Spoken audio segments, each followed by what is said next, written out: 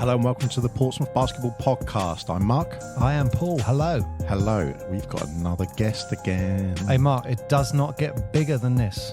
Literally, with this guest. Oh, that's what she said. Yeah. So, without any further ado, we have a player from last season.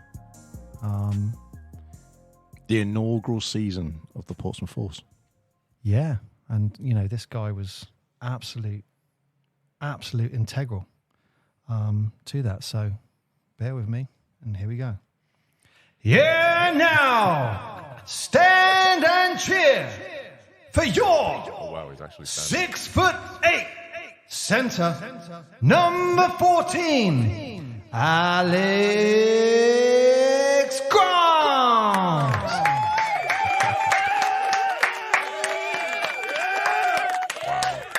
You guys give a hell of an introduction. There we go. I'll give you that much. Well, Alex, welcome. Thank you so how are you much for doing? You having okay? me, guys? I'm doing amazing, thank you. Yourselves? Having a good summer? Yeah, very good. You know, me and Mark have actually... I mean, we're stretching it with summer, aren't we? Oh, well, you're having a good at this time of recording summer? Yeah, at this time of whatever the weather's deciding it is. Very true, very true. Well, Mark, we have been very busy, though, in this... Extremely busy. And today is the build-up of everything we've been working on, Alex. And, you know, for our listeners out there, we have a piece of paper on the table for Alex, and this is a Portsmouth Force contract. And we've come up what we think is a good deal for you, Alex, to stay with the Portsmouth Force. Really? Yeah. So look, I just for the listeners, this is what we're going to offer you.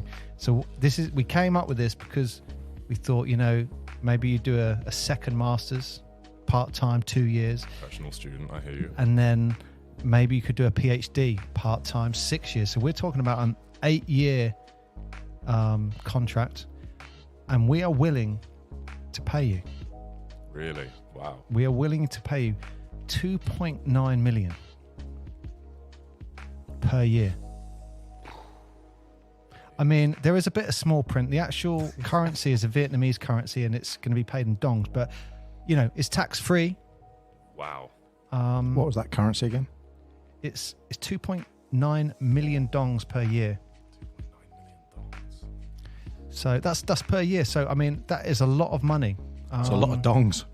And look, that's for the people listening. This is the contract real. I'm here. looking at it now, everyone. This is I can real. Confirm. So I mean, could this push you over the line, Alex? This contract? Well, I'm having a look at it now, fellas, and I gotta say, I'm so flattered by it, but it's kind of unnecessary because I have decided, in fact, that we are running it back, and we are running it back for the 2023-24 season, and I will remain a member of the Portsmouth Force for the foreseeable. What? Mark, this is an exclusive. Hang on, Mark, this is an exclusive. This is exclusive. This is breaking news. Oh my goodness.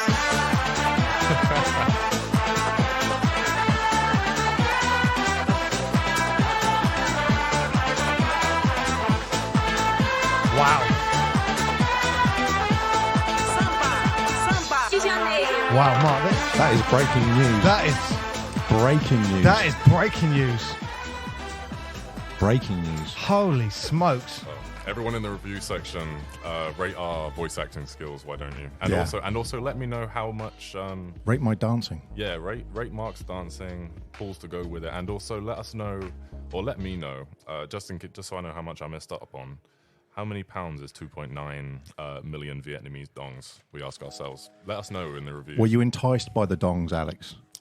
Was that many dongs as enticing enough for you? Mark, I'm not dignifying that with a response, man. Come on. Well, but you know, this is massive. And you know, hey Mark, I just realised this is our first Portsmouth Basketball podcast exclusive. That is literally the first exclusive. Wow. So, Alex, that's awesome. First of all, Well, thank you. that is amazing. No, it means a lot to be welcomed back. I was speaking to Coach Dan about it all and the potential we have this year. And you know, Portsmouth's home as well. Myself, my younger sister, we were all born here. My dad grew up in this town, and we go to Portsmouth Football Club matches whenever we can. And This most recent season, I think we've gone from strength to strength, and I can't wait to see what the future holds for us as we try and make that push to Division 2. So for sure, I'm really excited for the opportunities ahead. Well, we're excited. Yeah, that's super exciting. And you know what? I think a lot of people are going to be excited by that. Alex Grant is taking his talents to South Sea Beach for the 2023-2024 season. Yeah, that's awesome, man. For the C in brackets. Oh, I appreciate you. I mean, that pushes the team height. That changes that dynamic of the team hugely. Yeah, I mean, I think Alex 100% was one of the fan favourites of the last season. I mean, that was, completely evident. And that was the one question mark I had going into this season, where it was like, okay, we look quite small. And when we were talking about it before, about what the prospects for the season, we're like, look, I think we're going to do okay, but we're really going to miss Alex. Yeah. So that is huge. No, it means a lot for sure. I'm hoping to be able to add an extra dynamic to what we offer. I know we're real guard heavy this year, so to be able to add that extra size, that rebounding, that defense, I'm looking forward to the challenge. And the guys that we've brought in as well for the upcoming season. I don't want to spoil too much for the Portsmouth Force fan base, but be ready. We're going to go from strength to strength, and we can't wait to get started. You can't give any more secrets away. I mean, this is groundbreaking enough. It's not for me to tell, so it's... Wow, what's coming? We'll have to get... Maybe we're going to get another exclusive from Dan next week. Oof. That's setting him up, isn't it? Jesus. Yeah. Wow. I want to know what's coming now. I want to know what's coming. Yeah. Well, I mean, that is absolutely huge. That's massive. That's huge. And especially tactically as well, because as Paul said, not only fan favourite, but your production level was so high last season. And coming in to this season, where if you didn't have not only your size, but your production level, that's a big hole to fill. That would have been a big hole to fill. Well, yeah, unless you got someone else coming in who is every game almost getting a double somewhere, but most games Alex was getting a double-double, potentially getting a triple-double. I mean, I think he was getting his double easily in rebounds, and then the points, I think they might have had one game where you had 8 points, but other than that, he was a double-double every game. Yeah. You know what? I don't know why this just popped in my head. My favourite moment of Alex in the last season, and it was when we were doing the actual stats. It was right before the end of half time, and Alex got within, I'd say, 25 seconds, he had 2 defensive rebounds, fast break, pass, dunk, crowd goes nuts. He then gets a steal and then goes up and gets another dunk. And it was like, our stats was just like, Alex, 2 steal, 2 rebounds, 2 dunks, end the half, crowd goes nuts. That's what you're getting with this player. Yeah, that's huge, man. Thank you so much. I remember that game. I think it was Bogner. But, oh, was it? Yeah, going down in transition. Great pass from Eric on that one. Shout out to Eric Du. Eric G. One of your favourites on the mic, I know. I love saying his name. I really wanted with the Eric Du. Yeah, I really wanted to get the crowd afterwards to be going, "Do." That was my goal. But would he like the crowd to do that, or was that just something? Yeah, I think so. Oh, he'd buy into it 100%. I mean, look, we're talking crowd. How impactful have you found the crowd in the home games? Well, I've said it in one of Paul's post games. I think they work as a sixth man on the court for us. I think, especially as the season's gone on, I think participation's got more impactful. I think they've bought into each individual player a bit more. They've bought into the narrative of what we're trying to do. And because of that, I think as the season's gone on, you could see it in the more meaningful games towards the end of the year. Say Cardiff City, which I know was an integral playoff game, or an integral game to get into playoffs, sorry. And we unfortunately lost that one, but they were with us all the way. I remember Zachary Abbey finished the first quarter with a buzzer beater 3, and I think that tied up the game for us. It was like 20 apiece. Everyone went nuts. That was a big shot. And the place, the energy I felt in that moment was second to none. especially definitely at the D3 level.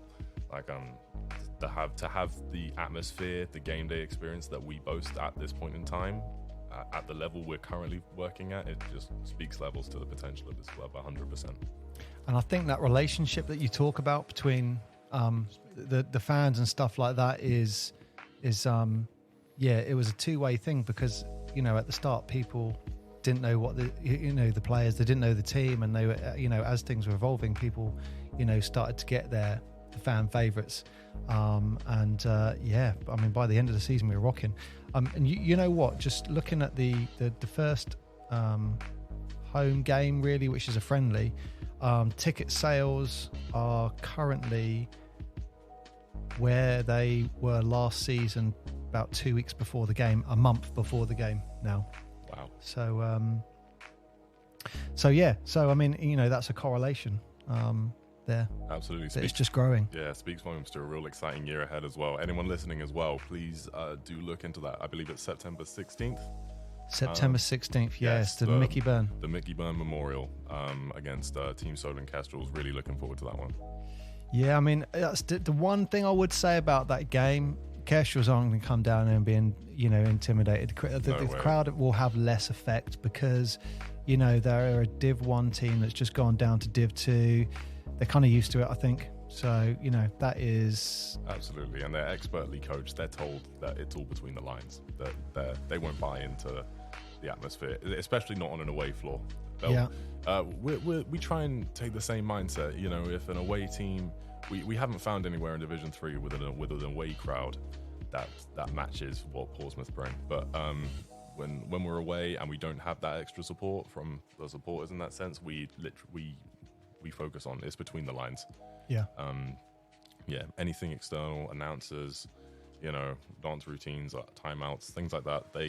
We don't try not to buy into that. It's between us and them, and we're here to get a job done. We treat it as business trips for sure. Well, this is a nice segue, because it must be difficult, or explain to us what it's like playing for the Force against the Kestrels when you have history there.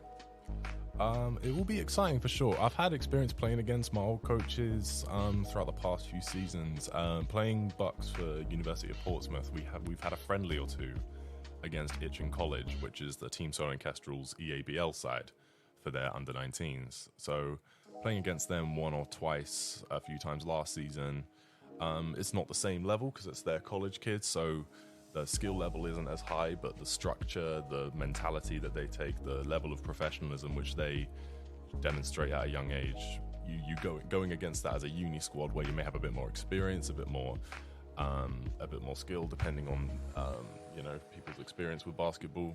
It's a wide net you cast at the Bucks level. So experiencing that, it was interesting at first for sure, especially being on the receiving end. You try to focus on everything between the lines, like I was saying, but you'll catch in the corner of your eye sometimes your old coach holding up a play for a horn set, which he used to run for you, things like that, and you think, that's kind of a cool moment. And the mutual respect is there with them. I wouldn't be in the position I am without the Kestrels coaching and their development of me over the years. So and I'm sure they're going to have an amazing season in Division 2 as well as they go in their new direction as a club also. Yeah, I mean, out of curiosity, as a player on a court and you see a coach do something, would you then communicate that straight to your team, or would you communicate that out loud so they know exactly, you're letting everyone know what they're doing? If you see a coach go into a certain way, you don't necessarily see the coach. You look at the coach, because the coach will tell players switch into a zone. They'll say something like 23 or red, for which in their in their code will stand for a 2-3. Sometimes you see it in game film leading up to a game. So some teams put their games on YouTube so you can look at beforehand. You hear in the background red, and a team goes into 2-3. You then hear that in a game red. You see it go into a 2-3, and sometimes it takes the first quarter. If you don't have the luxury of seeing that team play beforehand, sometimes you've got to adjust. You've got to see what they do in the first quarter. in terms of their tendencies, what kind of structure they like to run, and if they adjust depending on you as well. So I guess not to harbour too hard out, I'd say Plymouth is a good example, because we played Plymouth Marjon University in Division 3 in back-to-back weeks. Remember, I talked to you after that one as well, and we beat them. Neither game was comfortable, but we were in the driver's seat a lot more in the first game, and we had a lot of success playing down low. And then as a result, in the second game, they had a structure around doubling the post, around closing in on ball screens and forcing us to be jump shooters.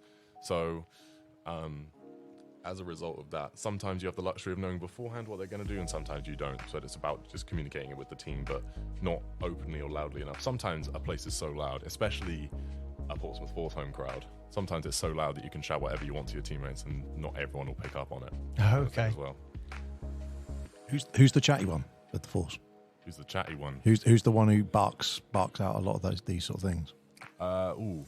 From a vocal perspective, on court, I'd say our captain Ollie is definitely one of our most vocal. Our captain Ollie Blake, sorry. He's vocal in terms of getting us into our sets and everything. I'd say myself as well. I try to call out when guys do specific things, and I'd say Zach Riabi as well, who joined us 1 year fresh out of playing Fortage in college in the EABL. He's between us three, and then I'd say Simon for helping carry our offensive load. He's great in terms of getting people into their spots where they need to be, etc. How is Zach? So I've not seen Zach in, probably since the end. So I know he was potentially going away. Is he still going away? Is he still around? That's right. So it's not totally for me to say what he's where his mind is right now, but he was telling me he was looking at playing high-level Bucks basketball in the UK. Okay. I'll leave it to him to give you the specifics, but that's I don't want to harp too much on his business. He was just an exciting player. Really exciting, 100%. I think it might have been in the Kestrels. Didn't he break both his wrists at one point for the Kestrels? So you could see sometimes when he was driving in, it was just that mental injury still where he was worried about that. But he had some of those games where he had like 5 out of 5 threes once, didn't he? And it was just like when he's on his game, when it was his day, it was his day. You could see that 100%. And he was so fun to play with, especially being a big who draws a lot of attention in the post at this level specifically. You love having guys like that who know where to move from the wing to the corner as a defense comes to double you, so you can get that kick out, that swing, and then find him in the corner, and it's as good as in. That experience playing with him and his older brother Adam as well, through Kestrels as well. Knowing how they play and having that luxury of having a confident shooter like that, it can't be overstated, 100%. Yeah, you know what? Talking about Adam Riabi, and Zach as well, I've got so much respect for both of those guys, because when the Portsmouth Force started out, I was trying to help a little bit with recruitment, and I remember sending an email, a Facebook message to Adam and Zach, saying, you know what, there's this National League setup happening, Division 3, it'd be great if you could be part of it. You know what, Adam messaged me back and went, I'm currently playing for the Surrey Scorchers, which is the BBL. It was like he wasn't going to come down from BBL to play National League Div 3. However, the email he wrote back to me was, admirable. He was like, currently playing for the BBL. I really appreciate you reaching out. And I just thought, you know what? He's a BBL player. Someone's asked him to play Div 3. And he just came back really respectfully. And I just, a lot of credit. I know his mum was at some of the games, and I said that to her. I said, you know what, he could have just ignored that, like a lot of people do, or just laughed off it. But he was really respectful, and you know what, I give them both a lot of credit, because you know what, they've been raised right. Yeah, 100%. Really good guys. Really good set of guys. So Alex, Mark mentioned, with the Kestrels game coming up, you got a lot of experience with the Kestrel. So I know you started out really, I guess, was it just before this juggernaut that we talk about? That's the word we said, the Kestrel's juggernaut. It was just before that kind of really kicked in. You were in the youth setup, right? That's right. So yeah, I played since the age of 9 or 10, I believe, going through the junior setup all the way through the spent my third year of college playing EABL, and then played with their men's sides whilst playing for the University of Portsmouth. So I believe I was 9 years old. I was watching my older brother play, and the late great Bev Guyman came up to me, and my mum just said, "How old are you?" I said, "I'm 9." Said, "Would you like to play in this under 10s tournament we got going on tomorrow here at Quilly Sports Centre?" Jumped at the opportunity because you watch your older brother play and kind of big 6'9" athlete. You kind of watch in admiration and want to be able to emulate that. And from there, that's when the real passion for it started.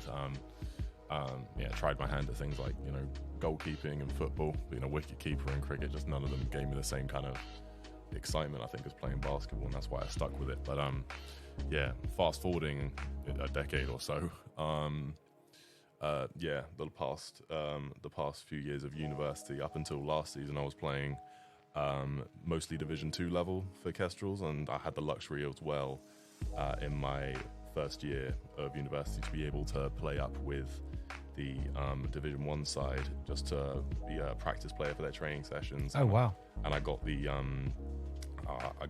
blessing of an opportunity to be able to act as a reserve player for their Division 1 squad when there were a few men down as well. And this was the year where they went right undefeated, right up until the point where Corona ended the season, unfortunately. This is the year that the guys made it all the way to the BBL trophy final against Newcastle Eagles. So your British basketball enthusiasts who are watching will remember that year well. Literally just before the entire sporting world was forced to stop. That was the last game that went down up in Newcastle. So the way that works then is you're registered as a Solent Kestrel. They've got a team in Division 1, 2 and 3, and depending on, I guess, ability at that time, I guess maybe it might even be a coach's decision to go big against a team. That's where they push players around or advance them from Division 3 to Division 2, or drop them down, etc. Is that how it works? Well, it was more in the name of giving everyone, giving as many people as possible the opportunity to see what they were doing at as high a level as possible. So myself and a bunch of my Division 2 teammates, a couple of Itchen College guys as well, depending on their ability, all got the chance to go up from their current team for one evening, and fill in the last spot on the Division 1 team. And a lot of the time that team would be in comfortable leads, so you'd get to play, just have that experience playing the last few minutes of garbage time. But those minutes mean a lot to you, though. Exactly. Yeah. As an individual, as a 19-year-old going on 20, just finally growing into his adult body, that those kind of moments mean a lot. And you overthink those 2 minutes, those 1.5 minutes, those 30-ish seconds, depending on the game, and those seconds mean a lot to you. But just having that opportunity and having that memory and that thing to tick off on your bucket list of, it's experience as well, isn't it? Exactly, yeah. It's that, and then I guess it just builds and builds. I mean, what is the difference between, more currently between the divisions? Because you've played in all three, so the Portsmouth Force are now in Division 3. How much of a jump is it between those three? I'd say if we're looking at it as a spectrum, so I'd say the biggest progression between each league is physicality. I'd say that's the main link. You could argue people's knowledge of X's and O's, people's basketball IQ also goes up at each level, people's athletic ability at each level, because there's a real variance of talent in every single league. There's guys playing Division 3 who are more than capable of contributing offensively at a Division 1 level, but do they have the right IQ or do they have a 40-minute motor to be able to go against pro-level bodies for a prolonged period of time? So if I talk about the difference between the three divisions, physicality would definitely be the one main in a nutshell. Physicality, strength, and athleticism, I think, are the things that vary the most. Yeah, I think, when you look at Giannis in the NBA, and you look at when he first joined, and I think there's that classic picture, isn't there, where he's like quite, I don't want to say scrawny, but he's, you fast forward a couple. Lean. He was lean. Mm-hmm. You fast forward, 2-3 seasons, and his arms like double in size, don't Absolutely. they? Yeah, bulks up. I mean, you see a lot of them as well when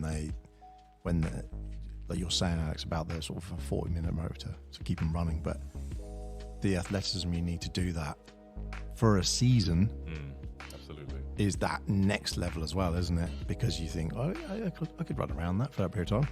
Next week you won't see me because I will be dead in my bed. Yeah. But I can give it all in one hit. It's like, oh no, in 3 days you've got another game. It's like, yeah, no, I can't do that. Well, you know what? With these guys, that actually goes up another level. Yeah. So because, I mean, how often do you guys train with the Portsmouth Force? Like 2-3 times a week?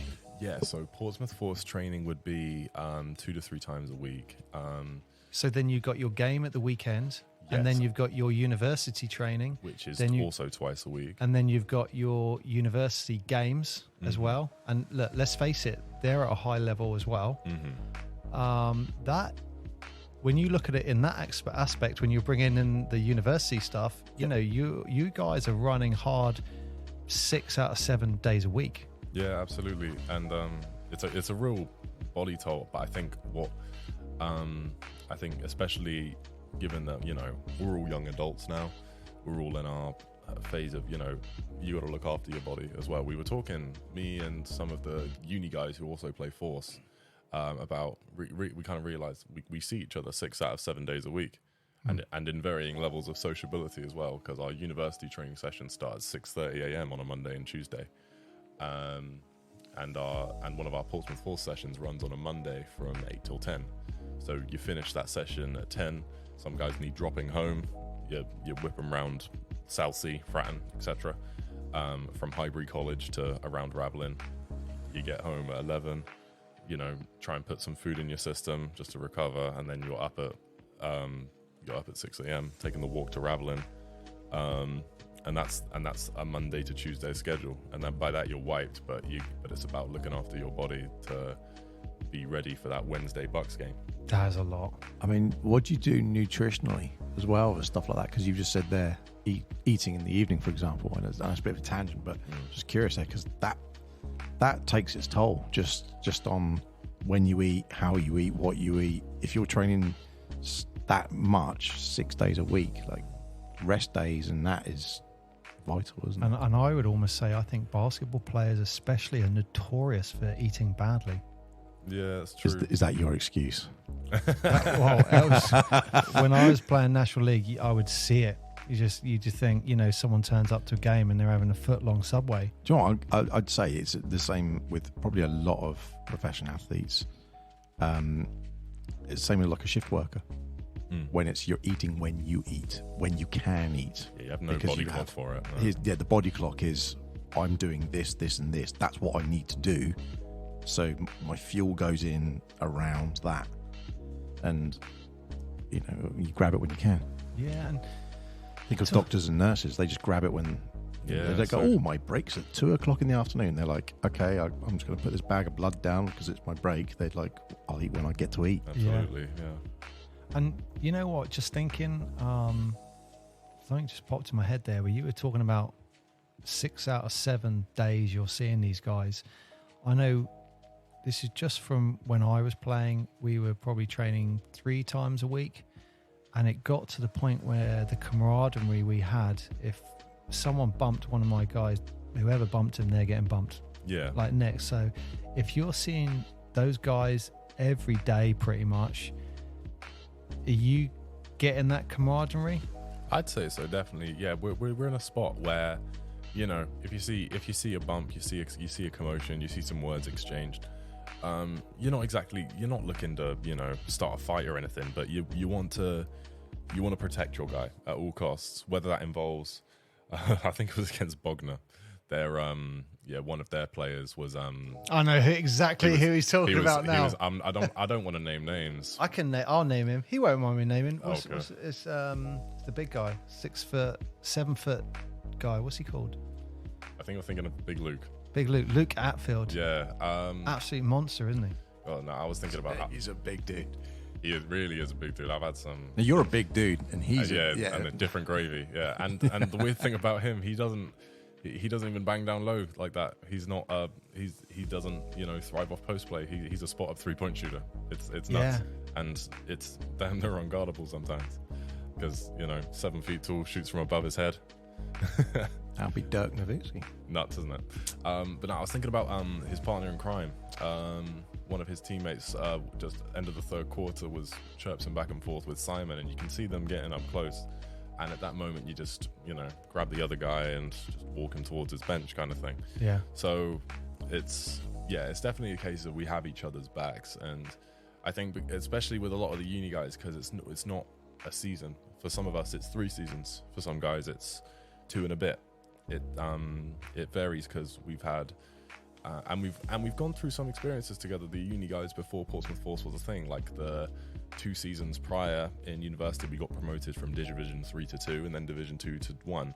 And a lot of those were some hard-fought battles to get over some really tough teams, and as well. And in between those 2 seasons, we had a year where we couldn't play inside because of Corona, and we were doing our training sessions, all run by Coach Dan, at Langston Sports Centre, which is, for those of you who don't know, is an outdoor playing field, which has a football pitch, a rugby pitch, and outdoor basketball court, which is about the size of a tennis court. And we did our training there for 1 year straight. So that's by my house. It's bonkers, isn't it? And that's the thing. Then going into the season, when we finally got what we all love back, when we finally got our basketball back, we were telling each other, like, in a lot of our games we were overqualified because we're playing at a level we're all above, but we get to a couple of tough games, Brighton University to label one of them, and we say, like, these guys have not been battle tested like us. They haven't been running, they haven't been dribbling on concrete for 12 months straight. They haven't been they haven't dived for a loose ball on tarmac. Like, they don't. Wow, exactly. This is Boston Celtics days, isn't it? When they used to say to Bill Russell, unless your knees are bleeding, you haven't worked hard today. No blood, no foul. Exactly. So I think a lot of camaraderie comes from the time we've had together over the course of a few seasons, not just this one alone. 100%. I mean, just talking about that is a significant achievement for Bucks at the university to be promoted from Div 3 to Div 2, then from Div 2 to Div 1. Massive. And then to go on and win Bucks. Absolutely, yeah. It was it was a real point of pride. You could see the level of accomplishment within Coach Dan as well, because from when I first got here, coming to the University of Portsmouth purely as an academic decision, I thought their basketball was irrelevant to me, but being able to be a foundation part of a group of guys who took us from Division 3 all the way up to Division 1, which is just one below Bucks Prem, which a lot of BBL clubs are associated with. So to be able to have that claim, and the fact that we came second in Bucks Division 1 this year, it's a real point of pride. And we were 1 win away from getting the top spot in our division, and then having the chance to play Cardiff Metropolitan for the chance of promotion to Bucks Prem. Like, we've really accomplished a lot in a short amount of time. It's just a big part of what I'm really excited about staying another season for, 100%. And so whilst you've been at university, so you've won Bucks, the Bucks Championship in 2022 and 2 years before that? Yeah, so 22 and 20. And then in 22 as well, we also won the cup for our division as well. We have a league and a cup. And we pulled off the double last season, which was nuts. Went undefeated as well. That's an achievement, isn't it? That's an achievement. I mean, just thinking about Dan as head coach, he's coming in.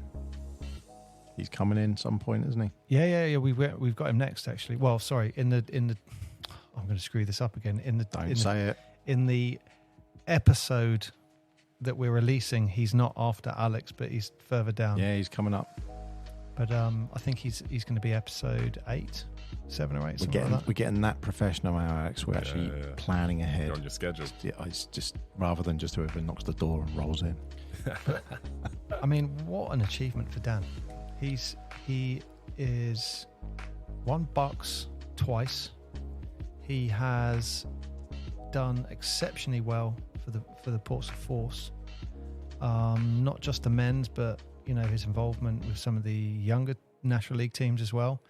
And I think his output has been recognised by him winning like South Coach of the Year last year. Then I think he got Division 3 Coach of the Year. That's right. So the one thing about Dan which I really like is what he's brought to the club is I'm trying to think of the right words to use. I think it's the level of respect. Like, no one was calling us sir when this first started. Dan came in, hello sir. Mm-hmm. Now the entire squad, hello sir. And I'm just like, you really can call me Paul, but it feels, just from my perspective, he's instilling this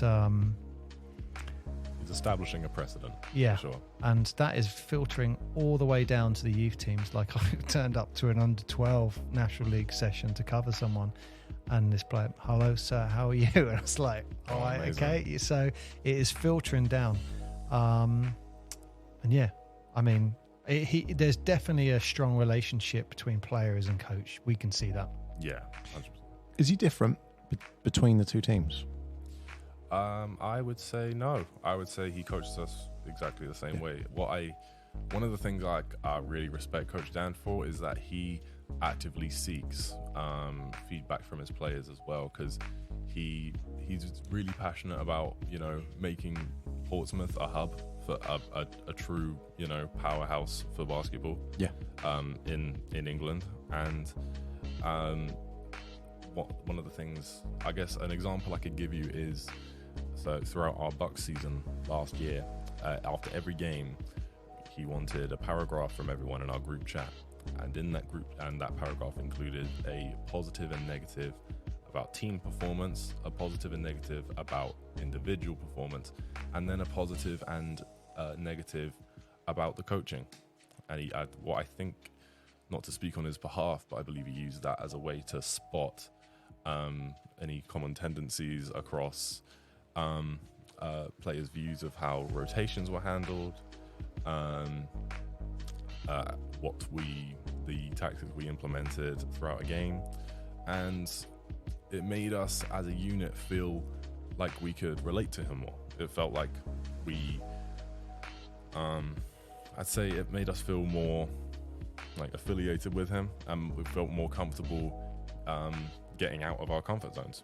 We were able to, we felt more empowered to be able to speak out, give our opinion, lead people, follow when needed. So he established a unique take on being a coach from what I've been used to.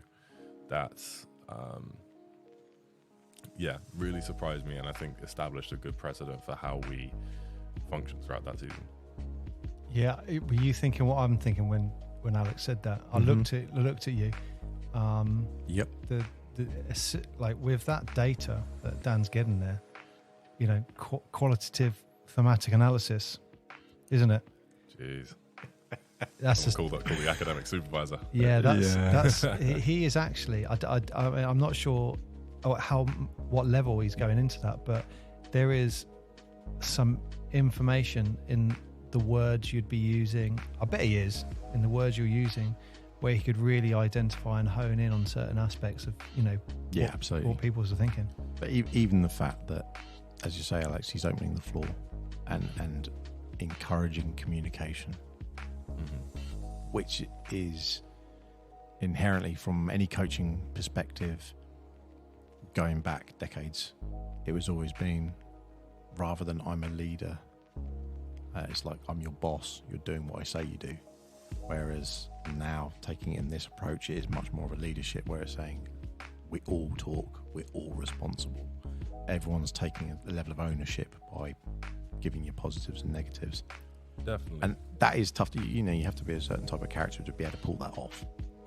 Because other people could suggest it and it'd be like, yeah, no one's filled that in. But there's also value in that because, like, let's say I was playing with Alex and I've got a real problem with something Alex is doing on the court. You get all that out. Oh, yeah, Dan 100%. extrapolates that, and he's got that as information where it's like, let's say this guy is not passing the ball. Yep. We're running these plays and this guy is not. You would get all that out. Yep. And it gets out their system as much as getting it out as this is what the problem is. I think the famous one that just popped in my mind was Lakers in 1999 with Kobe. And they've got Shaq, they've got Kobe, and Kobe wasn't passing the ball. And Phil Jackson kicked everyone out the locker room other than the players, and it just ended up with players crying and all coming out just saying Kobe don't pass the ball. And what happened next season? They went and won the championship. Yep. Yeah. Leaves it all out on the floor, doesn't it? Yeah, gets it all out. I didn't know that. That was great. Speaks volumes. And I think it then results in, as a result, players feel more, they respect more what you say. So I guess if you wanted another example, to start this season in the Bucks, we started with 0 wins, 2 losses, and they were our only 0 wins. They were our only 2 losses of the year, and we never looked back from that. Coach sat me down one random Wednesday, ran into him at Ravelin, sat me down in the seating area with his laptop, and talked me through a table he'd created called Alex's Turnovers. I'm not going to pretend my stuff doesn't stink. I had a real bad start to the year. I was averaging 5 turnovers a game over 3 games, and what he did, he sat me down with this little table, breaking down where each turnover came from. Was it Was it through a pass? Was I getting stripped?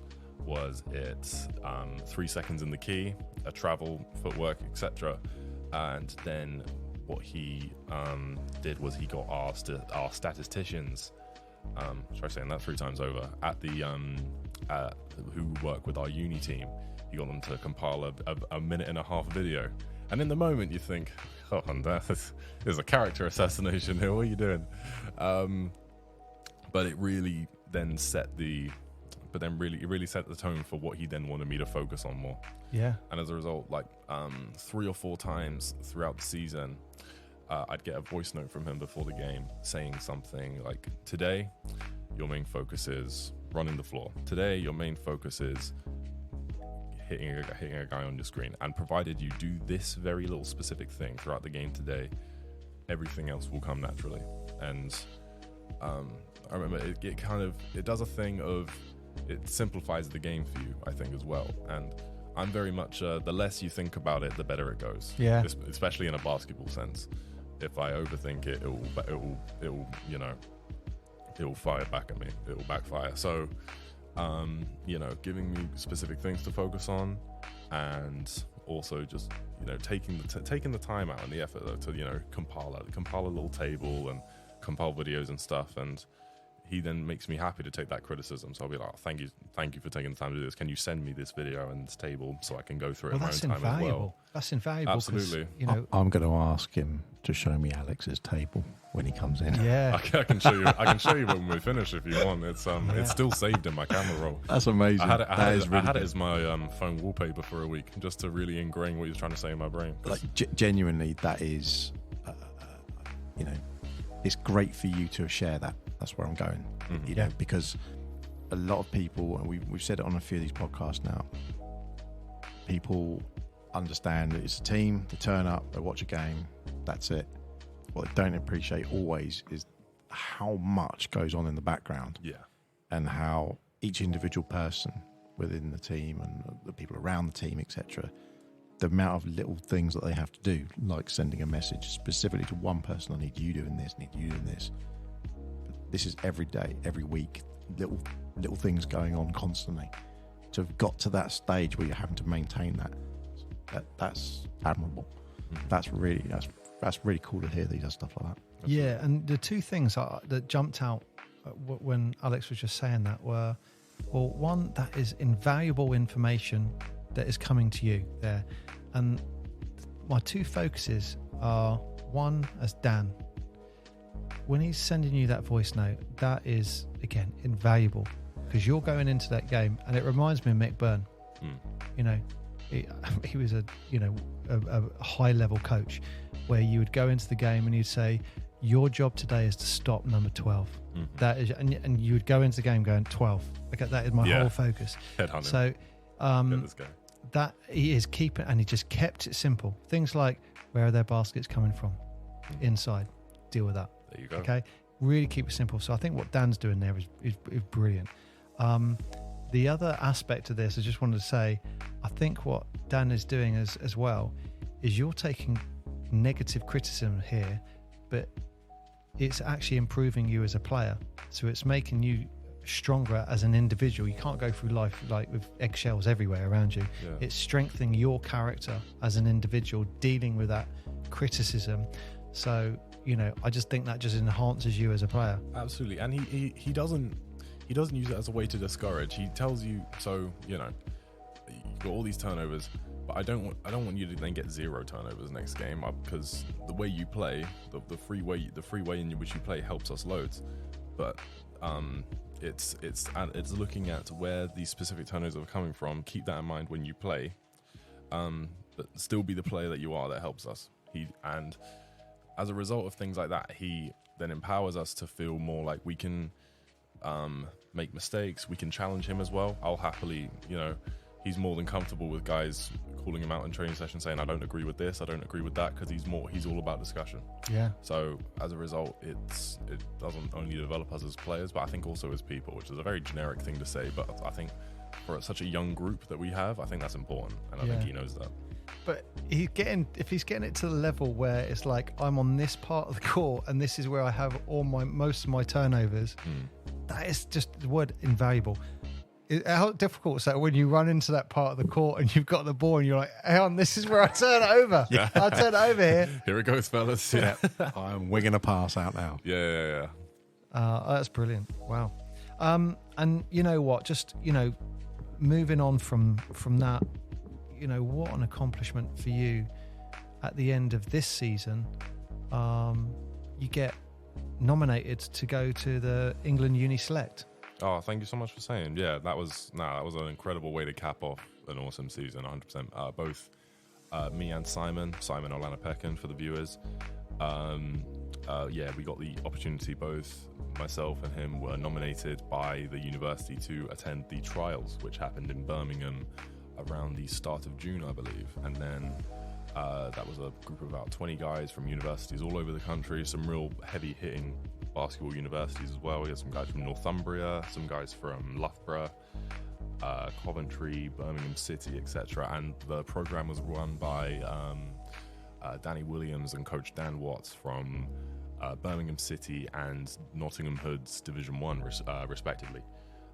So it was overseen by some real high IQ guys, and now we had a real fun experience when we both made the team.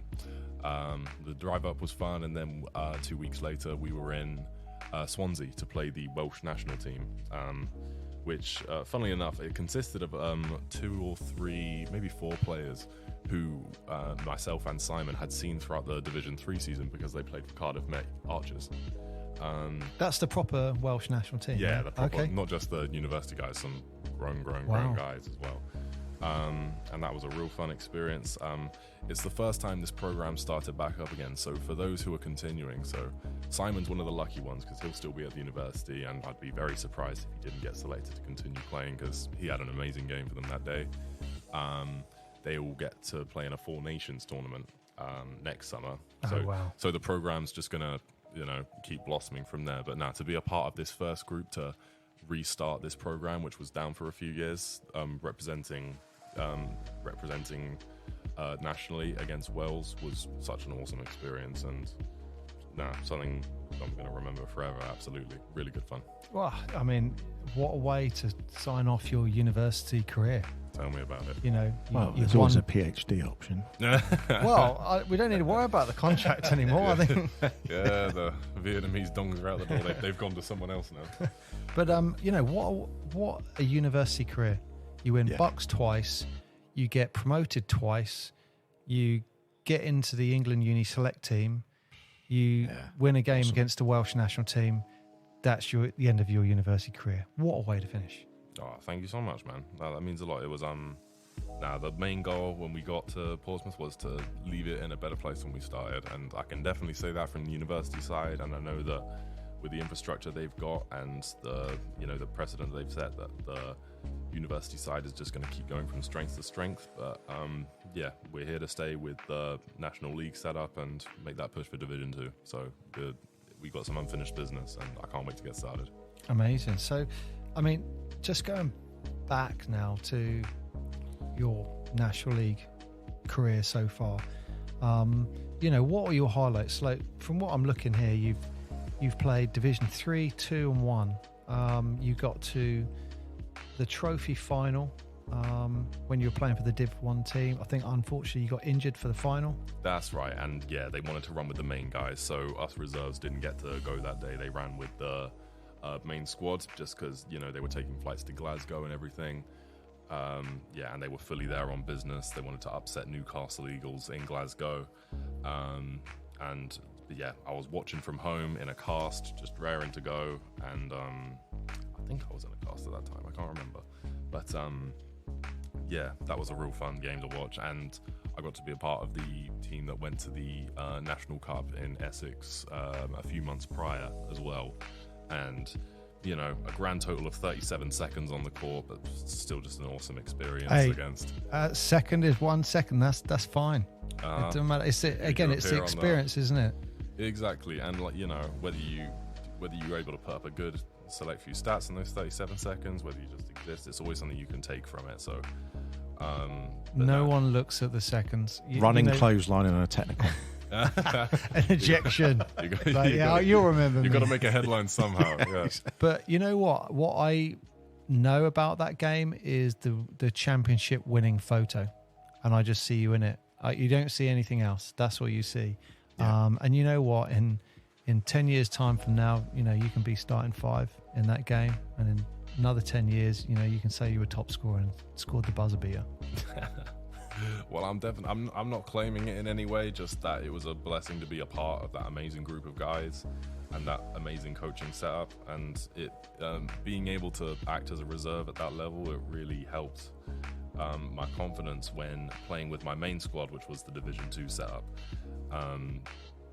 As I was saying earlier, the difference between the two, there's teams in Division 2 who can play Division 1, and there's teams at the bottom end of Division 1 who would be more suited to 2. But as a whole, you do notice a significant difference. And, getting to train with the amazing group of guys that I got to train with, and then being put with my main squad in Division 2, you have a much more safe set of confidence to take with you. Yeah. So with your last season with the Solent Kestrels, you're in Division 2 and you're in the playoffs. That's right. Yeah, we got to the final at Bellevue, Manchester, against the Manchester Magic. So you're thinking, oh god, home court they get advantage. A home game, yeah. Yeah, but just purely through geographical convenience. But that was an amazing game to be a part of. I checked the stats. I think it was in front of around 650 people. That's going to be an average Force attendance, I think. Oh, it better be. No. We shall see. But I'm up in front of a good chunk of people. Game went all the way down to the wire. We lost by 1 in overtime. Oh. Absolute stink, absolute heartbreaker. No, that's bad. Yeah, and for that to be my last Kestrels game before going to Force, that one stung. That one stung throughout the summer. But it was a part of a huge weekend for us. We had 4 teams make the final in Manchester. Our Division 1, our Division 2, our Women's Division 1, and then our Under-18s made it. That's all in the same weekend, all in the same 2 weekends. They were up in Manchester representing at the highest level. Wow. So that was a real statement for our club. That's why we use the word the Kestrels, the juggernaut. That's why we use that. I don't know if this is a silly question, but if you win Division 2, you win Division 2 playoffs, what happens to that team? Do you go up and you've got 2 Kestrels teams playing against each other, or do they come up with an agreement with the league whereby you can stay in that division? I am under the impression that you can't have two teams from the same club in the same division. So you couldn't have Team Solent Kestrels and Team Solent Kestrels 2 in the same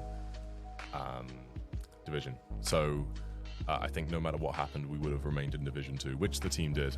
And then as the club went to a more Solent University and Itchen College focus, that's when my time there was done, and I joined the Force subsequently when I did my Masters here. A real convenient thing as the National League side propped up just as my time with Kestrels was finishing for the time being. And it was, a real good change of scenery. You know, I had a really good time with my few years with the Kestrels, and being able to take a Division 2 experience over here and, you know, be one of the main contributors here. Yeah, it's experience, isn't it? Yeah. Absolutely. It was, and it led to a real successful year, not only individually, but for the club as a whole. And falling just short of playoffs in Division 3 with the Force was really stung, really stung. But to focus on the positives of it, how we went from strength to strength each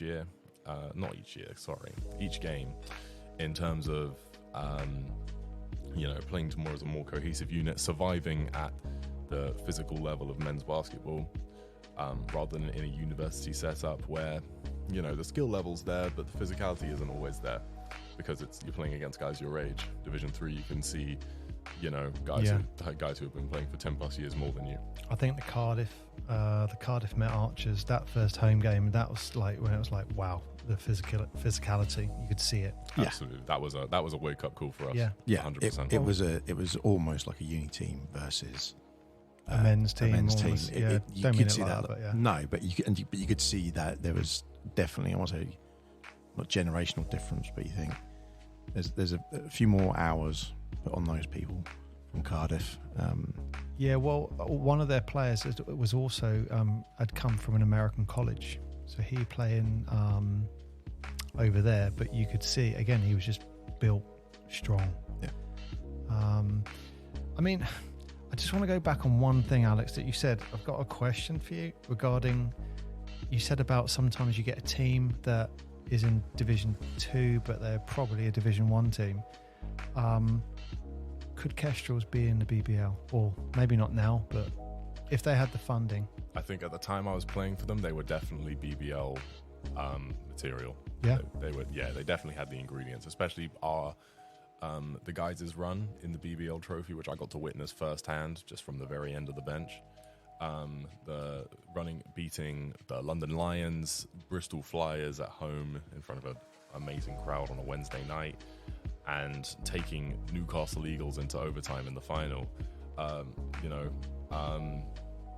obviously didn't get into any of those games, but viewing that from the side on and just being a part of the training sessions that built that culture and built that pedigree of excellence that the guys were playing in the 2019-2020 season, I definitely think at that point they were BBL ready. And does it really just come down to attendance why they can't go into BBL? Oh God, there's so many various Rule 7 subsection B about the details. I believe you have to buy a franchise. You can't just get promoted. You got to earn your place. You got to take someone else's place to be a part of the BBL. But I'm definitely not the best authority to give you a full, concrete answer on it. I wonder if they'd ever expand the league then, if you have to buy into it. I wonder if no one's selling, how do you get into it? This is opening up the Seattle Sonics wound for me. Yeah. But, that's what a lot of the leagues are, don't they? They have a very stringent, here's a lock on it. You can't, once you get to a certain point, there's a ceiling, and you can't go up into it. These are the people who live in there. If someone comes out from administration or their team's just blown apart or whatever, then fine. But yeah, I mean, in the NBA, before you become an owner, you have to go to all the other owners, don't you? Yep. And justify your case. Yeah, it doesn't matter how much money you got. And I think they can chuck people out, and the same as they did with I can't remember who it was quite recently. I think was it Phoenix's owner. They basically pretty much forced him to up and out. I mean, you're a Dallas fan. Who owns the Dallas? Mark Cuban. That's right. Shark Tank. when he first went in to talk to all the NBA owners, he was quite like, he's quite young. Hang on, look who's this guy? Yeah, they weren't a massive fan. Yeah. But and then you have people like Steve Ballmer, who then bought the Clippers. True. And people are like, oh yeah, he's fine, just some old dude, load of money, and just getting more and more money. And he recently bought the old Forum, I think it was. What the Western Arena or something like that, isn't it? Yeah, the one that originally the Lakers used to play at. Is that still around? Is it? So I believe it's got these arches all the way around the stadium. Yeah, no, I could be wrong here, but I believe it was owned by the company who owned Madison Square Garden as well. Oh wow! Yeah, and then they were hiring out, or it was being leased by a church of some sort or something like that. And then Bournemouth said, no, that's where it's got to be. And so the Clippers' new stadium was going to be there, but then they made him buy it for some crazy amount, like 400 million or something. It was like this a ridiculous amount of money, but he's like, that's where it has to be. And then they're now building this stadium or whatever it is, and I don't even know. Oh, so he's bought it, knocked it down now. They're big and don't think he knocked it down. I'll have to look it up literally in a minute. But there was some weird thing. I don't know if he knocked it down or anything, but he bought it for 400 million. I know the Clippers are currently they're currently out of Staples, aren't they? Yeah, and that's why, because at the moment it's game day. It's take one off, put one up, take one off, put one up. Well, I know with the what do you call it, like the banners and the numbers that get retired, they just have them in the different parts of the corner. Like you'll have the Lakers on one corner. I want to say the Lightning or something like that is like a hockey team, and then you'll have the Clippers, and then you'll have. I'm sure there's some like WNBA players up there as well, but yeah, they share that court. But yeah, so Alex, like Forum. That's what I'm talking about. Okay. Yeah, the West Union Forum. That's what it was called. Yeah, and so he bought that. And you know what? Really interesting fact here. It was who owned the Lakers? The original guy, Buss. Yeah. Jerry Buss. So he needed money. I think he needed money quite a few times, but on one occasion he needed money, and he was talking to the Western Union Bank, and he was the first owner to say, would you like to buy the name and we'll call it the Western Union Arena? That's clever. And he turned around and everyone was like, wow, that is clever. You've just taken nothing, which is a name of an arena, and gone, I've just made millions for the team. And this was, I think, at a time when he needed money. Got to tip your hat off to it, and then take some. Yeah. I mean, a lot of those people, they have a lot of money, but those were the teams, the amount of money that swings, they'll have this 500 million, but then we just bought this place. They've just lost 500 million. It's sunk in somewhere else that may or may not work. So. I'm fairly confident with Jerry Buss. There was a few occasions where they were like, we need money now. Like, we really need money. Which is funny now, because Lakers on paper are the highest grossing team in the NBA. Wow. That makes sense. Behind them is... It's got to be New York. It'd be Knicks or Golden State, wouldn't it? Yeah. And then Dallas is like fifth, I think, or something like that. Because some of them go on the teams, like for the home crowds and stuff. So like Indiana, they get a great crowd, but they're a small market team. Right. So not many other people around the world go, I'm going to get a Pacers jersey. Whereas Chicago's still up there, but New York and LA, because of tourism, people just all go to Madison Square Garden or whatever. So it's weird, because you look at New York and they haven't done anything in 40 years. I mean, the closest they got was with Pat Ewing and John Starks and Noyan Jordan and stuff. That's about as close as they got in the sort of late 80s. I think 90s. didn't they get to the finals and lose to Houston? I think, didn't they? I know they definitely were in the conference finals around there, especially when Jordan had his 2 years off. That's when I think the Knicks went. Because they beat the Bulls that year, didn't they? When there was no MJ. Yeah. Yeah. So, Alex, got a question for you. I'm not sure how to. I'll just say it. I'm not sure whether to ask it or not. But so you've got all this history with the Solent Kestrels. Why the Portsmouth Force? Why'd you move to the Portsmouth Force from the Kestrels? Was it just easier, like from unit? Like, why? Well, I made the move down. So Team Solent Kestrels, they went into a different direction after our Division 2 final season. So they had to move to a different structure where their roster was comprised of players who went to Solent University. So at that point, I just finished my undergraduate, so and I wanted to do a master's. I just wasn't sure where yet. I consider Solent, but I don't really find any courses I have the passion for. I look at Portsmouth again, and Portsmouth have an alumni discount as well. They give you 20% off, and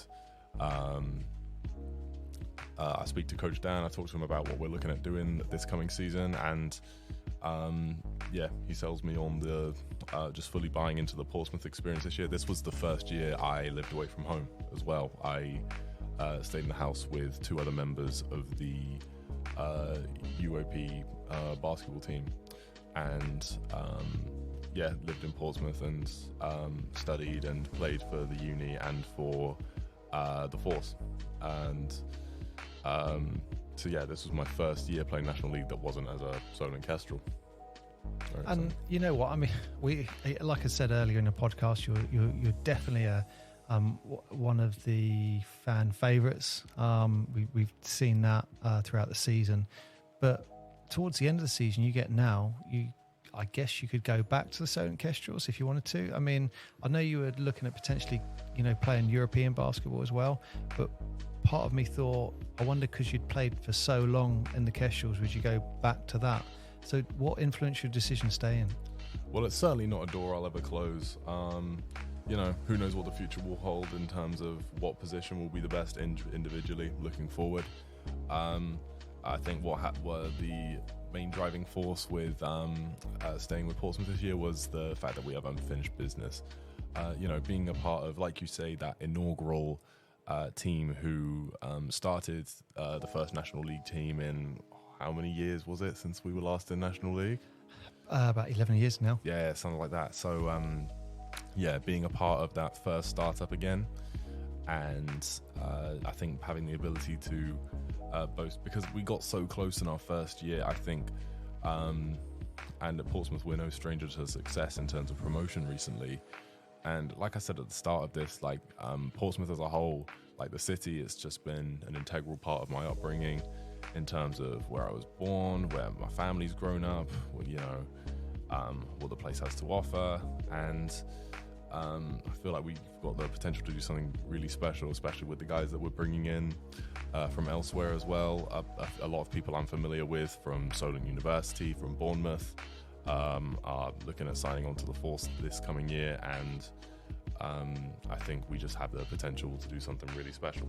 So that's one of, if not the main reason I decided to stay. And you know what? I don't think you guys know as a team what's coming at you. I really don't think, as far as the fan base is concerned. For sure. So, I mean,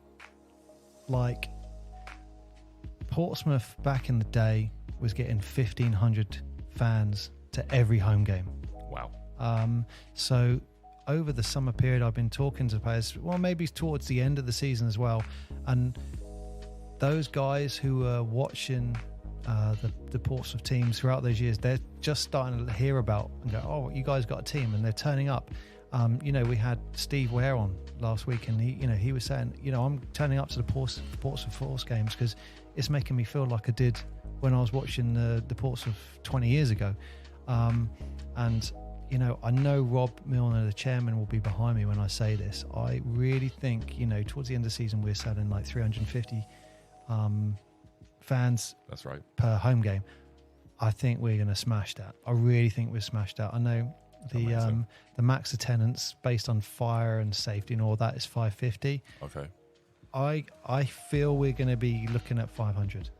Amazing. Where they're going to go, I don't know. Absolutely. I was going to say. It's just saying 550. I'm thinking, no one's sitting on my lap. Yeah. Drawing a line. I'm giving piggybacks or anything. Again, it's just, you can see this little pattern coming, but the number of tickets we've sold now for this, a friendly.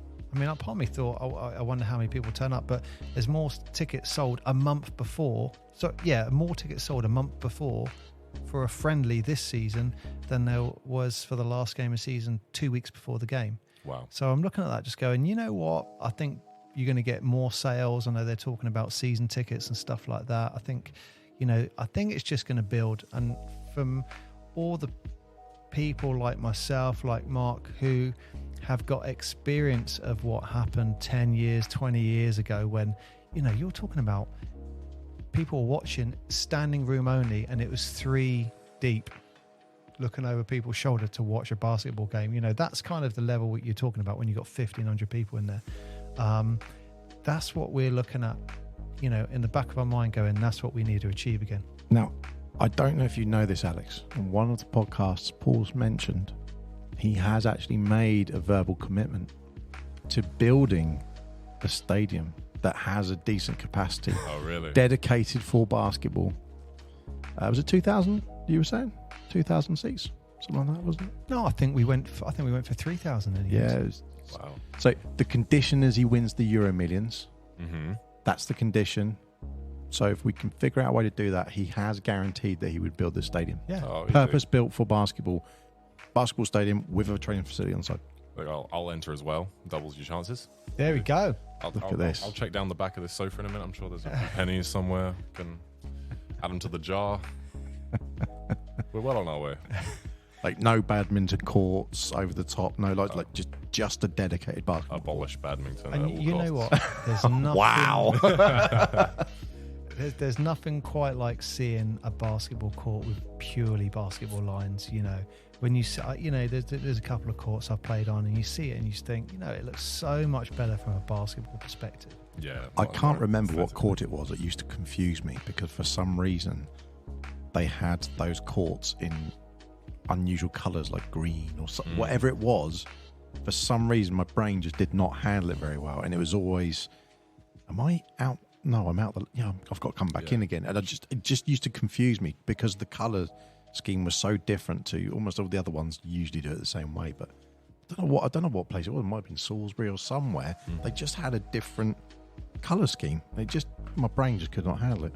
Yeah, you get that. You do get that. And as someone who's partially colourblind, I would just avoid the baseline and the sideline.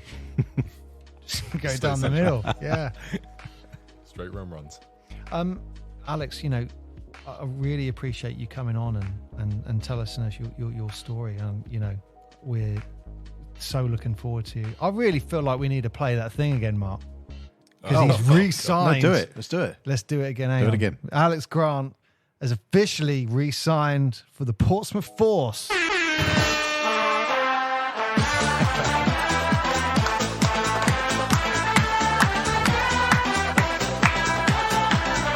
Wow.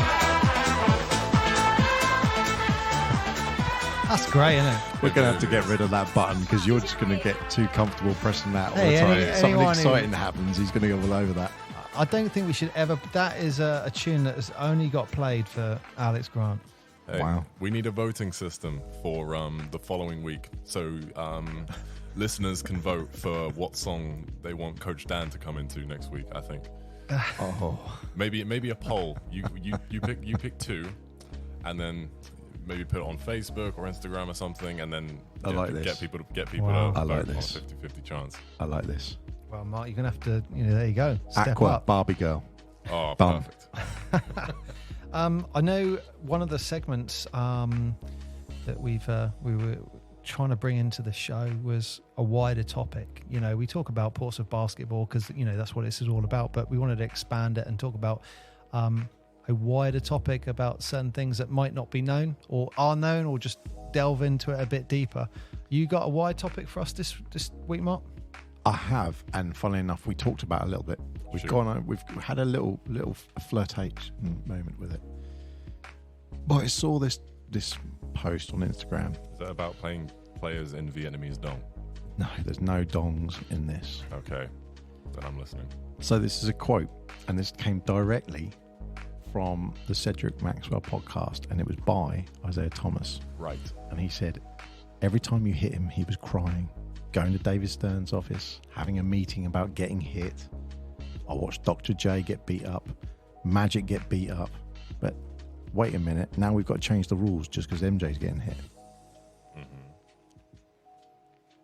The game that they played back then, 80s to 90s, was a super physical game. Like, super physical.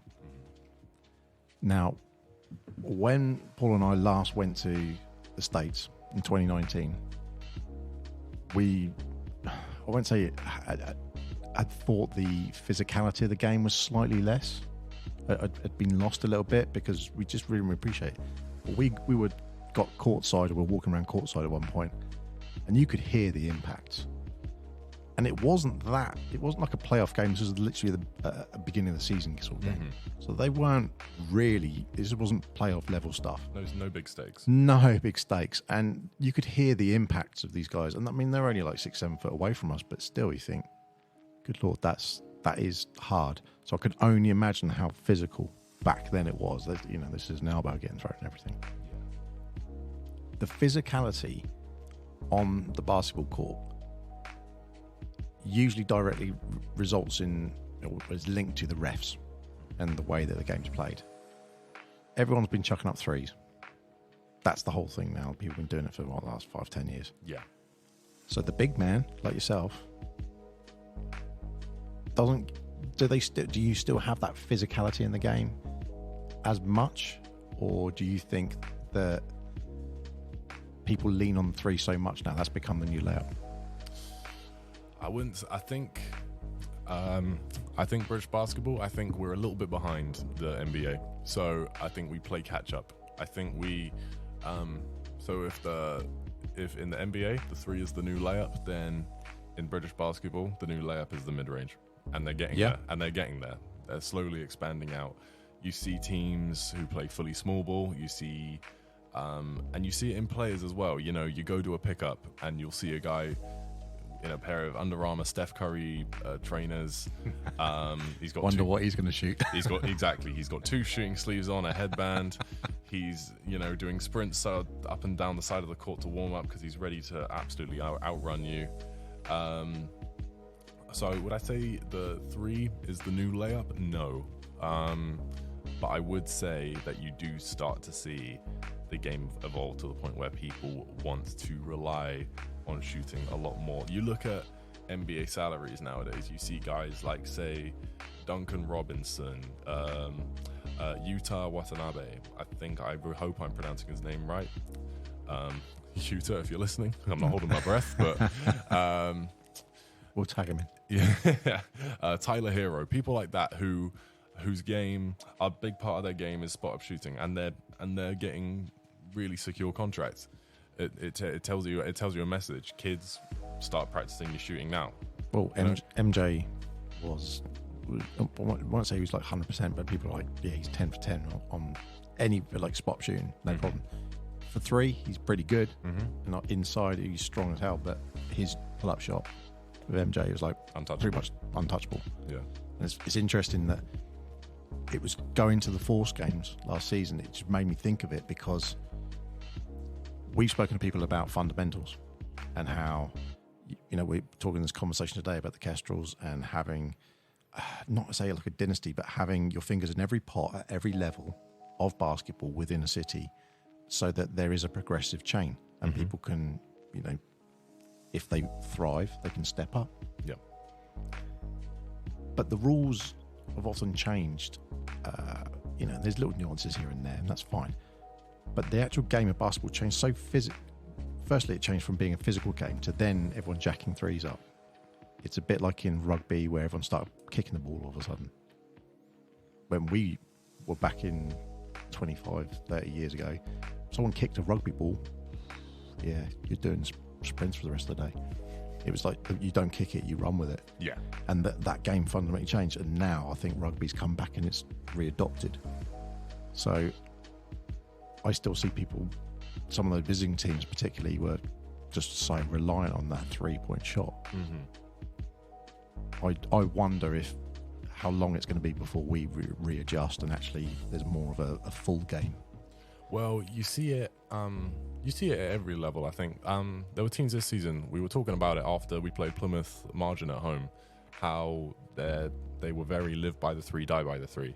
and it kept them in a game for about 35 minutes, right up until we were able to make a run at the end to make it a comfortable 8 to 10 point win and just survive the late game on free throws. You could argue that down to a lack of experience, a lack of consistency, whatever you want to put it down to, but you see teams at various levels try this tactic of 3 points is bigger than 2 points, so if you got that open shot, you take it. And I think a lot of that sometimes can come down to the personnel you have as well. Plymouth Margin, for example, I think their biggest player was maybe 6'4", 6'5". In the real world, that's tall. And but in a basketball sense, you're no more than a wing player. So, especially in present day. So I think a lot of it relies on just who you're working with as well. We've got a guy at the uni on our second team. His name's Nadir. You'll probably see him in a Portsmouth Force jersey very soon. Wow. Is that another exclusive? It's a prediction. Do I need to press this button again? Get your finger off that button. Relax on that song. So it's an example of a player who played on our second team for the university this year, who's more than likely going to make the jump up to our firsts, and then, if I were a betting man, subsequently our Portsmouth Force roster. And he purely survives on a Steph Curry style. If he has an inch of space, he's pulling it. He's got a nice one motion shot right in front of his forehead, and it's 8 out of 10 from every single spot on the floor. Wow. And yep, get him in a jersey. Exactly. And it's one of those things where it's clearly his strongest aspect of the game, and you see more and more players like that pop up. I'd say in British basketball, you don't see a whole team adopting that culture, but you see it in specific players. So that's what I think I mean when I say we, as a country, typically play catch-up, because we don't have a whole system that relies on, sleek ball movement, off-ball movement, and getting the first open three that comes your way. But we certainly have now adopted a style where we have players or select players on a team who dedicate their scoring output to that. Well, Mark, there you go. Does that answer your question? It does. Because originally my topic was going to be the death of the big man, because they had some things going on from many years back about people playing small ball, exactly what you're saying. Mm-hmm. But I don't think it is. I think it's more a case of you're getting the big man now starting to take a long shot. Mm-hmm. Yeah, you're getting someone 7 foot. All right, yeah, get on this wing and hit a three. No, get him down low. Well, yeah, I think it's adaptation as well. You want to add a certain dynamic. I think, you're looking at the NBA and you see guys, Karl Anthony Towns, Joel Embiid, Nikola Jokic. They can all shoot the three ball. I don't want Joel Embiid pulling up for a three. I want him down low, breaking noses, which he is more than capable of also doing. So I think it's less of a you need to change your game. You need to add this to your game. Coach Dan gave me this good analogy when I was talking to him the other day about how he wants me more on the perimeter a little bit more as the season goes on. Talking about adding another string to your bow. Yeah. That's his metaphor for it. Essentially looking at as an addition to your game rather than change. So you're not going to wear a Steph Curry sleeve, are you? Only on days that end with a Y. Ooh. Nah, I'm joking. I'm certainly not an accessories guy. You used to love a wristband, didn't you? Oh, yeah. Loved it. I tried them. I thought, it'll stop your hands getting sweaty. It's just distracting. I had an Allen Iverson one, which was like extra long. And I think I just played a couple of games and did really well. So I was like, never taking it off. Nice. Every game. Just thinking, if Alex hits a three in this upcoming season, do we play that song when it goes in? Yes. Yes. That's the song. You will have no complaints from me because I believe I attempted 2 this year. 3 if you count a full court heave in Exeter. But if that number goes up and maybe some connect, then you have my full permission. or we give the fans another vote. But we usually do it first and then ask for forgiveness rather than permission. But that's good.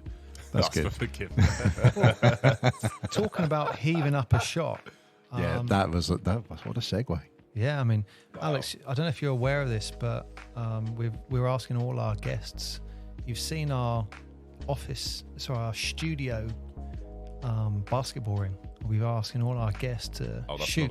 That's not a decoration. That's not a decoration. We're asking, there's a line drawn about 20 feet away, and we're asking all our guests to take 2 shots, with the final shot, the third shot being the Stevie Ware shot, because that's the only one that's gone in so far live on this podcast. Yeah. It's like the Top Gear leaderboard for track times, isn't it? It is. Yeah. So at the top at the moment it's 1. And yeah, at the moment everyone else has crashed. Okay. So are you gonna? I'll do the commentary. You do it. Well, And excuse me, gents. And now we have Alex Grant stepping up. He's walked the 20 feet away from the in studio thing. Wow, that is Alex was doing some warm-ups on a wall, so looks like he's going two-handed here. He's got his serious free throw face on here. Here is his first shot. Oh, he's going one-handed. Air ball, but close. Here's his second shot. One bounce. Over. Very close. And the Stevie Ware bonus shot. This is Stevie Ware is the only one who's got it in. That's why it's called the Stevie Ware bonus shot. Here we go. Third shot. Oh, I had that music on standby. If that went in, wow. No cameras in here, son. We can just say it went in. It's unique because I'm commentating and from where I am, I can't see the ring, so I have to kind of base my output I could on have your just reaction. said, yeah, you could go, yeah, it's in, and I go, okay, I can't see it from here. I'm going to test this.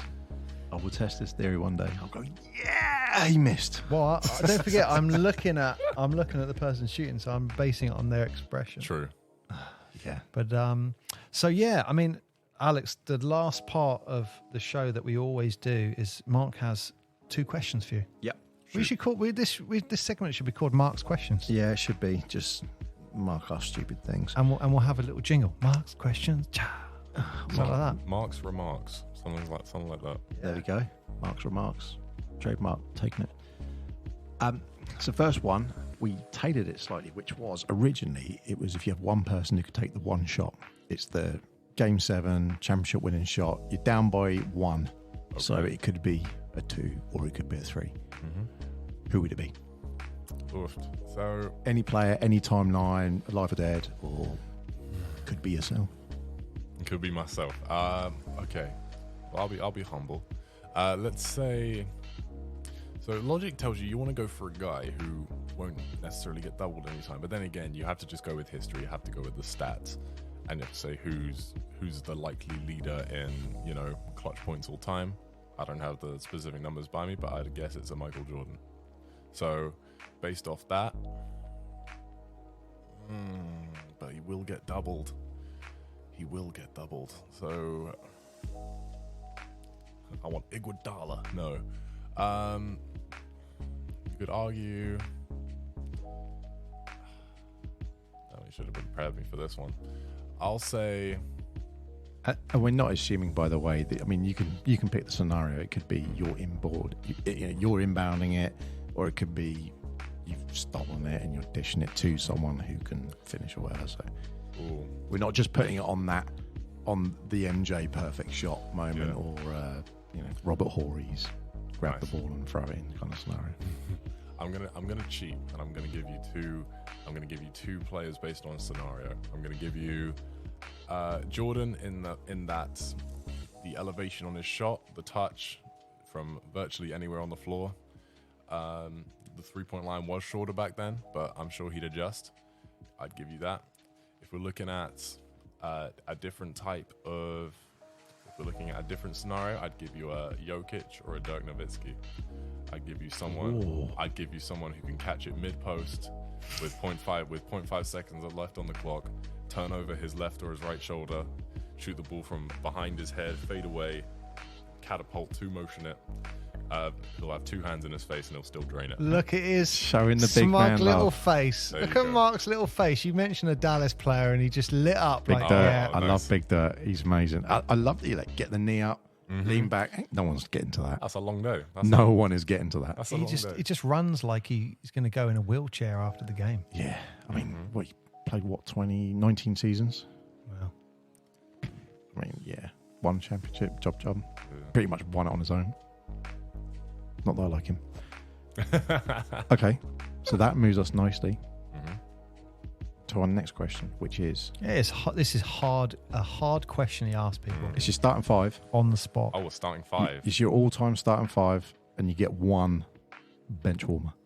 Oh, perfect. Okay. So you get 1 6th man. Oh, because a top starting 5 is so much easier than a top 5 all time because there's so many of the same position. Yeah. All right, so we'll start point guard, Steph Curry. A lot of people will say Magic, but I feel like for the sake of spacing in today's game, you want a Steph. Shooting guard, give me MJ. At the 3, give me LeBron. In my humble opinion, the greatest of all time. You're giving me a face. Wow. Listeners can't see. I've just got Mark's jaws. just Disgust is the word. hit the floor. Okay. I mean, it was you've going got- so well the you've got past 2 hour and a half. I'll say this. You got 2 LeBron different is a great... generations, haven't you? LeBron's a great stat man, but MJ doesn't wear anything with his initials on it. Is that so? What about his sneakers? He don't wear them. They're awful. He put them on in America and he was spitting and threw them out the shop. It was just quite narrow. LeBron's wear, weren't they? The shoes quite narrow. Yeah, he's got, I don't know, his feet are like thin and long. Mark, you got to respect Alex's opinion. It's his opinion. I respect your opinion. I don't have to agree with it. It's fine. That's fine. Yeah. I feel like there's no right answer for this kind of thing anyway. I feel like it's all subjective anyway. So I'm sure you believe there's a right answer, but I don't know. I think that just shows the kind of people we are. But that's fine. That's fine. And yeah, to close out at the 4, Tim Duncan. At the 5, Oh, you agree, you both agree on that one. nice. And then 5. Tim's made another appearance as well, I believe. Okay, my best center always varies. I think Kareem's the best center, but with this lineup I'm creating, I would put Hakeem in because he can hit a mid-range and Timmy can hit a mid-range, so they can both operate in the high and low post together. I like the fact you considered this team as a whole unit. Yeah, if we're just going for the best player at each position, then you don't know if they'll work together. So it's my starting 5. That's my starting 5. You could make an argument for Shaq, but then he gets hacked. So who are you going to kindly Oh. leave on the pine? Oh yes, my 6th man. I think you want a 6th man. Who in that lineup is the most injury prone? I would say Steph Curry. So therefore, my bench one will be a point guard, and that point guard will be Oscar Robertson. Oh, I actually wrote something down thinking that's what you say. Wow. Again, you could make the argument for Magic, but I'd say from a spacing perspective, Oscar Robertson. I do think Magic is better all time, so listeners, everyone chill, but Oscar Robertson's my 6th man. You could also make an argument to put in KD as he could fill in any position from the 3 to the 5 in a small ball lineup. But if you're thinking based on the squad I've got, you have, spaghetti ankles from Steph. So you want Oscar to come in and replace when necessary. You've got a reasonably big team as well. Yes, exactly. Well, there you go, Mark. Are you happy with those answers? Yeah, great answers. There's some great answers. You know what? It's interesting. Alex talked about the players Spacing. working together because one of the players in my team that I'd want to put in there, I don't think could work with anyone, and it's one of the reasons I'm always thinking about it. Going, I couldn't put him in, but I want to put him in. He would be my number 1. No one would agree with me. I'm the guy who wants to put MJ as the 6th man on the bench. Oh, really? Imagine but- how furious he'd be. He'd be like, I think that's a like good shout. Isaiah said, he'd go straight to David Stern. Yeah, well, yeah, he would. But can you imagine that? You'd be like, right, you're in now. He'd be seething. He would get on that court and he'd destroy it. When every point, he'd just turn back and look at you with like, Yeah. you could have had that earlier. Yeah. Mm-hmm. Every single one. He'd take that so personally. He'd be like, this is fantastic. And every single person on that court would know. The second he got subbed in, you find like, go on, make an appearance then. They'd all be like, oh, we're just going to get it handed to us now. And no one else would touch the ball though. I think that's a good shout. I think that's a real psychological call. It could go badly though. He could just get up and walk out, but I don't think he's that sort of person, is he? I don't think he'd be able to walk away from that. Look what he did when he got injured and they said... He's not Scotty. He doesn't sit down. Remember when he got injured in the last dance and they said there's like a 10% chance you're going to get injured, so they gave him 10% of the minutes in the court, so he had like, what was it? 6 minutes, half or something like that. A real specific, like to a stopwatch. And he came on and was seething, just frothing. So, no, I think that's a really good shout. Yeah, that's a good one. The player I'm referring to in my example that I don't think could work with anyone, Bill Lane Beer. Yeah. He's just, I don't know why, is that the ultimate physicality. The ultimate agitator, isn't he? Yeah, the mind game player. Just I love that where he was just, everyone was getting ready to have a fight with him and they've not even played. And he was like, you're thinking about that. We've already won. I think also what's quite interesting is that when I think of people, I still think of who's a small forward, who's power forward, who's centre, and I think of it in that way rather than in more modern times. I know you just think of like 1, 2, 3, 4, 5, and although they have a region, there's much more flexibility in it, and you've got to look at the whole team holistically and like the spacing and everything you're saying and say, well, what is this person's role on the team? Whereas before it was always, almost like you're playing down there, so we just need a direct copy of you and we'll swap you in. It was stagnant. Yeah, and it that whole zone and all that sort of stuff, it was good and bad in those respects because you could tell what you were going to get, but at the same time, there was no diversity in it. And that fluidity now where you think, was Jordan a guard? Was he a small forward? What was he? Yeah, how would it translate? You can say the same guys like Larry Bird, etc.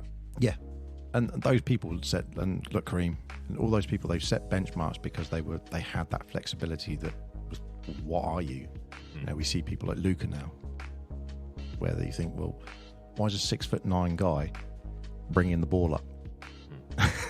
Like, don't let, but his court vision and stuff is unparalleled on the team. So why would you not give it to him? It's a funny one. Wow. There we go. Mark, I think this could be the longest show we've done so far. I think this is a pattern because we're going to say this every week. Every time we're going to go just a little bit longer. Maybe. I guess it all depends on the guests. I thought it was a testament to my ability to waffle, but here we are. No. Well, you know what, Alex? I think it's amazing that you're staying around to play for the Portsmouth Force. I so want to push that button again. We have got that contract signed, haven't we? We haven't got it signed, but he's kind of said he's going to play anyway. I told you I didn't need to sign it. You can keep your 2.9 Vietnamese. We're doing blood oaths. It's getting serious. So, Alex, thank you for coming on the podcast, and we look forward to watching you play next season.